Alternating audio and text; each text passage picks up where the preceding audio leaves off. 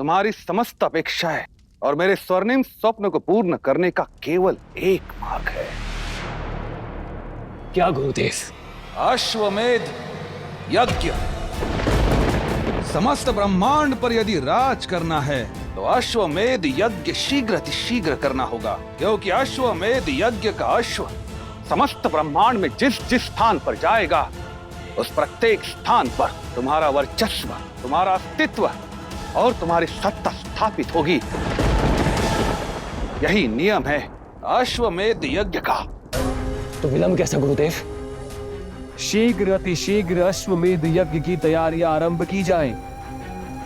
बलि का ब्रह्मांड पर राज करने का स्वप्न और उसका अभिमान दोनों टूटकर चूर चूर हो जाएगा, क्योंकि शीघ्र ही उसकी प्रताड़ना, उसके आतंक का अंत हो जाएगा। भैया, तुम्हारी बातें हृदय को प्रसन्न तो अवश्य करती है वामन, किंतु वास्तविकता और कल्पना में बहुत अंतर होता है।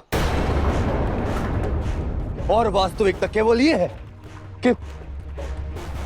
कि बलि के आतंक का अंत कभी नहीं होगा, और स्वर्ग तो केवल एक स्वप्न है हम देवताओं के लिए।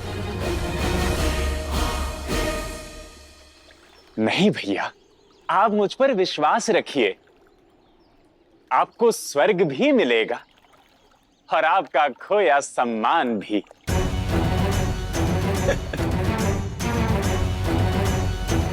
तो तुम ये कहना चाहते हो कि जो हम सब देवता अपने दल बल से नहीं जीत पाए, वो तुम दिलाओगे हमें, तुम हराओगे बलि को? हाँ भैया। वामन, अपने भ्राता के प्रति प्रेम होना तो उचित है, किंतु तुम्हें बलि की शक्ति का भी अनुमान नहीं है। चाहो तो स्वयं जाकर देख लो, सब कुछ तुम्हारे सम्मुख स्पष्ट हो जाएगा। मौन क्यों हैं आप? कुछ बोलते क्यों नहीं? कि ये वामन पर नहीं, साक्षात नारायण की शक्तियों पर संदेह कर रहे हैं।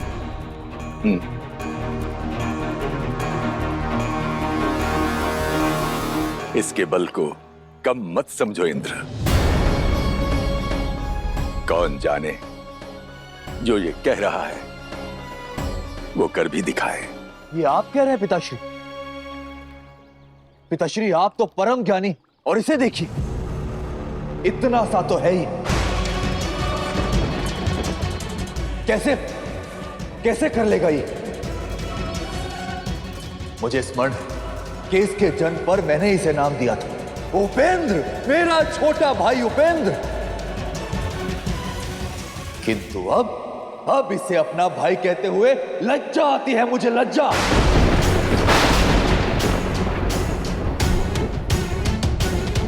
ना कद में, ना काठी में, ना और छोर से ये हम देवताओं जैसा दिखता। देखिए इसे। बस करो इंद्र, तुम ज्येष्ठ हो इसके। अपनी भाई की शारीरिक कमियों पर कटाक्ष करना तुम्हें शोभा नहीं देता। क्षमा कीजिए माता, सत्य सदैव कड़वा होता है, किंतु सत्य सत्य ही होता है।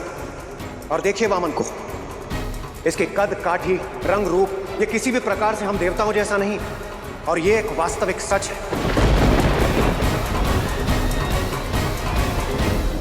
शरीर से मैं अवश्य छोटा हूं भैया, किंतु मेरा ज्ञान, मेरा व्यक्तित्व, मेरा स्वभाव एक दिन समस्त संसार में मुझे एक बहुत बड़ा, बहुत ऊंचा स्थान देगा।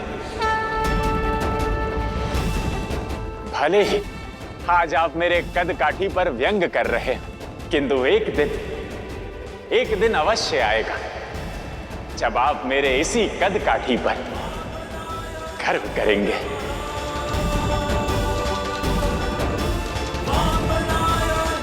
माता, पिताश्री,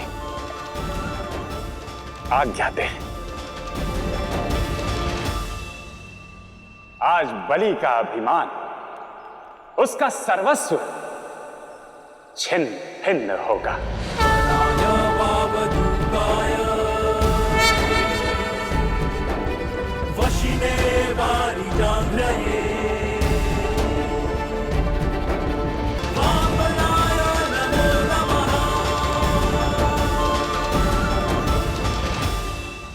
गए आप? कब से आपकी राह देख रही थी। हो गया आपका उपनयन संस्कार? हाँ, हो गया। किंतु आपको उससे क्या? आप हैं कौन? मैं कौन हूँ ये तो मैं भी नहीं जानती, किंतु जब से आपको देखा है, आपके व्यक्तित्व और स्वभाव को जाना है, तब से ऐसा लगता है मानो हमारा साथ युगों युगों का है। मानो हम दोनों एक दूसरे के लिए ही बने हैं। मुझसे विवाह कर लो। देखो, हमारी कद काठी भी एक समान है, क्यों ना हम दोनों ही एक दूसरे से विवाह कर ले? नहीं नहीं नहीं देवी, आप अपना कर्म कीजिए और मुझे मेरा कर्तव्य निभाने दीजिए। चलता हूं मैं। उचित है, आप करिए अपना उद्देश्य पूरा, उसके बाद तो करेंगे ना विवाह। बोलिए।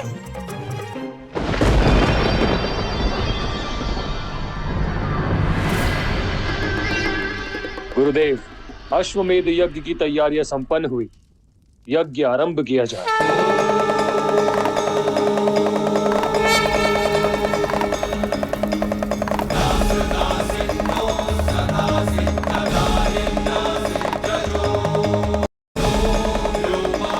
अरे अरे, कौन हो और किससे मिलना है? असुर राज बलि के पास ले चलिए, मुझे उन्हीं से काम है। मूर्ख वामन, कद के साथ साथ दृष्टि भी कम है क्या तुम्हारी? तुम देख नहीं रहे हमारे असुरराज यज्ञ में कितने व्यस्त हैं? व्यस्त अवश्य हैं, किंतु मुझ जैसे ब्राह्मण भिक्षुक की खोज में व्यस्त हैं, ताकि रीति अनुसार दान कर सके। कदाचित असुरराज यज्ञ स्थल से इसलिए ही उठे हैं। देखिए देखिए। असुरराज बलि, आपको यहाँ उपस्थित प्रत्येक व्यक्ति के उनकी इच्छा अनुसार दान देकर उन्हें संतुष्ट करना होगा, तभी हम अश्वमेध यज्ञ के इस अश्व को तिलक लगाकर भ्रमण हेतु मुक्त कर पाएंगे।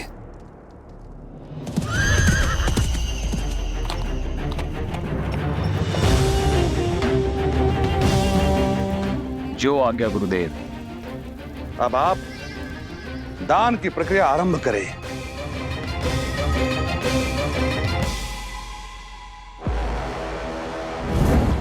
बताइए, किसको क्या दान चाहिए? आपकी कोई भी इच्छा अपूर्ण नहीं रहेगी। देखिए क्या कह रहे हैं आपके राजन। वो यही कह रहे हैं कि किसी की इच्छा अधूरी नहीं रहेगी। और एक आप हैं जो मुझे अंदर ही नहीं जाने दे रहे हैं।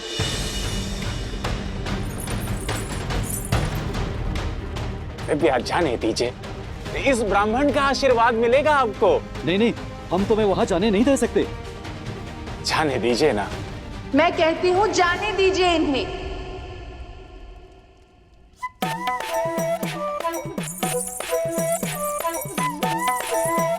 तनिक इनकी भोली सी सूरत तो देखिए, ये कहां से आपको उत्पादी लग रहे हैं।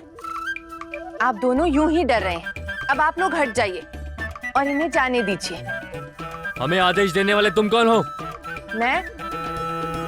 मैं इनकी होने वाली पत्नी हूँ। शीघ्र ही हमारा विवाह होने वाला है, और ये मैं आपको इसलिए बोल रही हूँ क्योंकि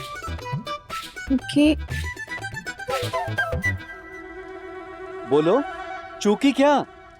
क्योंकि मैं अपनी बात को सत्य सिद्ध करने के लिए यहीं रहूंगी, ताकि आप संतोष से इन्हें भीतर जाने दें। और यदि ये दान मांगने के अतिरिक्त कुछ और मांगेंगे तो आप दोनों दंड स्वरूप मुझे कारागृह में डाल देना। उचित है ना? हाँ हाँ, आप इन्हें ही कारागृह में डाल दीजिएगा। तो अब बताइए, इन्हें भीतर कौन जाने देगा? जाइए। चाहिए मेरे वामन महाराज। अब देर किस बात की, और शीघ्र लौट कर आइएगा, क्योंकि उसके पश्चात हमें विवाह भी तो करना है ना, है ना?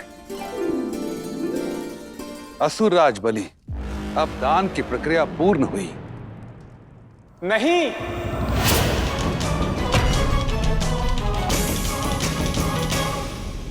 ऐसे कैसे पूर्ण हो गई दान की प्रक्रिया? मेरे हाथ तो अब भी खाली हैं। मुझे तो कुछ मिला ही नहीं। बोलो, क्या चाहिए तुम्हें? ऐसे नहीं राजन, पहले आप अंजलि में जल भरकर संकल्प लीजिए कि पीछे नहीं हटेंगे। संकल्प? कदाचित तुम जानते नहीं, मैं असुर राज बलि हूं। मेरी वाणी ही मेरा संकल्प है। मुझे आपकी वाणी, आपकी ख्याति पर कोई संदेह नहीं है, किंतु मेरा भाग्य, मुझे उस पर संदेह है, उस पर विश्वास नहीं है राजन। तनिक देखिए मेरी ओर, दान और दया का पात्र हूं और आज बड़ी कठिनाइयों से आपसे मिलने का सौभाग्य प्राप्त हुआ है। इसलिए चाहता हूं कि इस अश्वमेध यज्ञ में मेरी इच्छा अनुसार मुझे दान मिल जाए, और यदि आप संकल्प लेंगे तो ना कहने का विकल्प भी नहीं होगा। उचित है, मैं संकल्प लेने के लिए सज्ज हूं।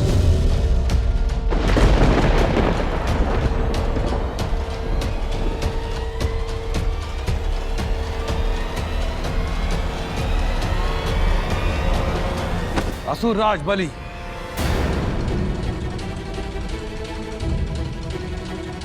क्या हुआ गुरुदेव? आप मुझे रोक क्यों रहे हैं? मैं आपको नहीं, इस वामन को रोकने का प्रयास कर रहा हूं। ना ये ब्राह्मण साधारण है, ना इसके उद्देश्य साधारण हो सकते हैं। अन्यथा ये आपसे जल का संकल्प लेने की बात क्यों करता? अर्थात यदि ये ब्राह्मण साधारण नहीं है तो कौन है ये? प्रतीत होता है कि ये नारायण का कोई छल, या फिर ये स्वयं ही नारायण है। नारायण? वामन के रूप में काल बनकर आए हो नारायण। आप व्यर्थ ही चिंता कर रहे हैं गुरुदेव। ये नारायण नहीं हो सकता,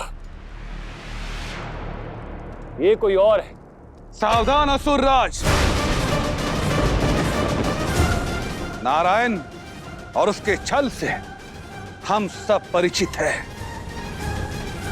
किंतु असुर गुरु, आप कदाचित इस बात से नहीं परिचित हैं कि धर्म ब्राह्मण को अधिकार देता है कि वो दान देने वाले से कैसे भी दान ले सकता है। किंतु असुरराज, अब नारायण से इतने आतंकित क्यों हैं? यदि नारायण आपके इस यज्ञ के अश्व को पकड़ लेते हैं तो फिर आप क्या करेंगे?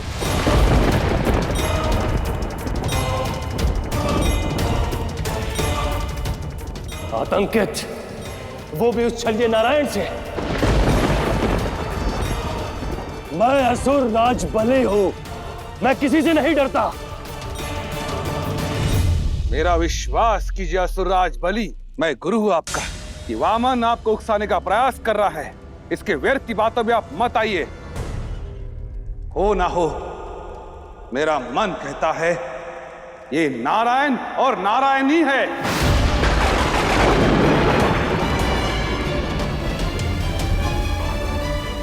गुरुदेव, यदि ये नारायण भी है तो क्या हुआ? आज पूरा संसार देखेगा कि सृष्टि का पालन करता मेरी चौखट पर अपने हाथ फैलाए खड़ा है। मैं ऐसा स्वर्णिम अवसर कैसे छोड़ सकता हूं? आज इसे दान देकर मेरा नाम अमर हो जाएगा। गुरुदेव, ये संसार स्मरण रखेगा कि सबको देने वाले नारायण को आज असुर राज बलि ने दान दिया।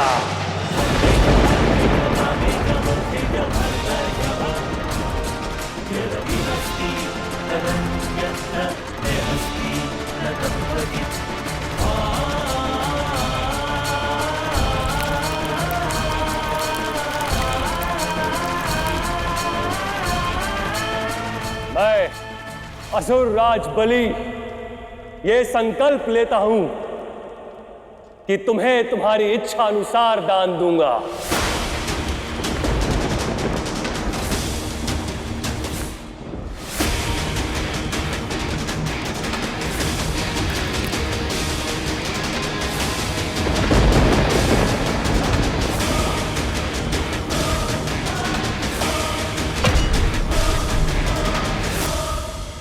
अब बताओ क्या चाहिए तुम्हें?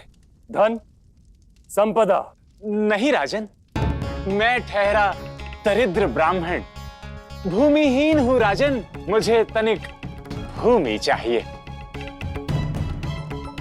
मुझे मेरे पग अनुसार केवल 3 पग भूमि चाहिए। दे पाएंगे?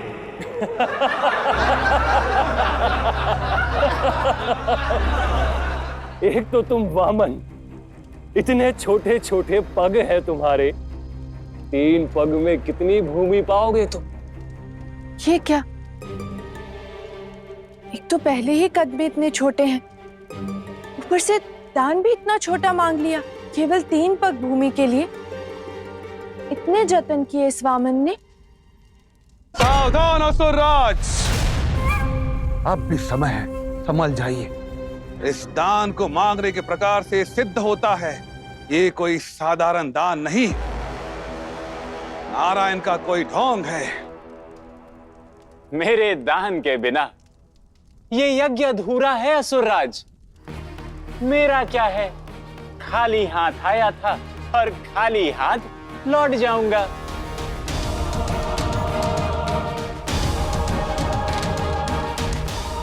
रुको,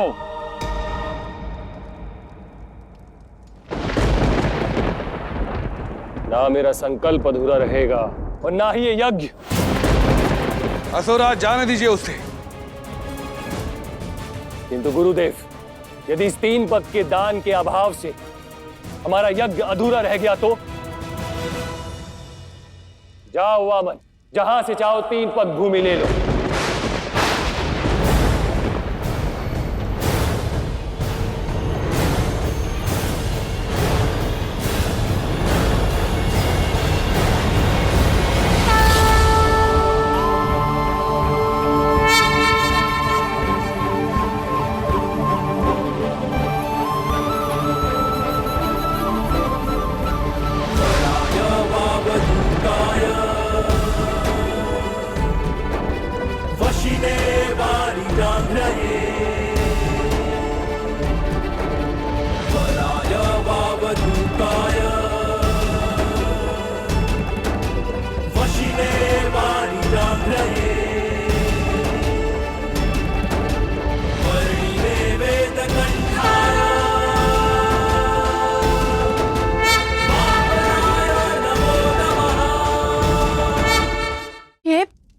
इतने बड़े कैसे हो गए? ये सच में नारायण तो नहीं? नारायण? लीजिए असुरराज, अपने पहले ही पग में मैं समस्त पृथ्वी मापता हूं।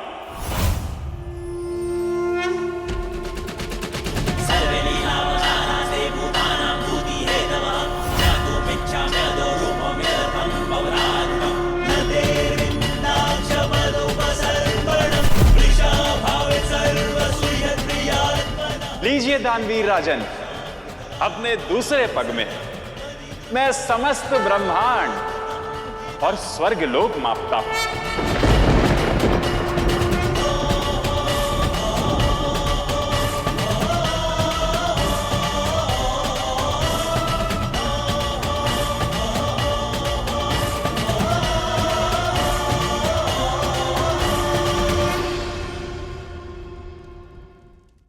हे दानवीर असुरराज, आपने मुझे मेरे पग के अनुसार 3 पग भूमि देने का संकल्प लिया है,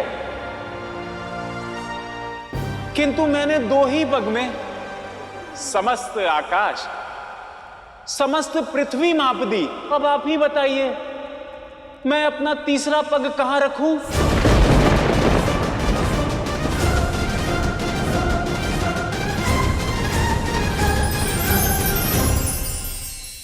संसार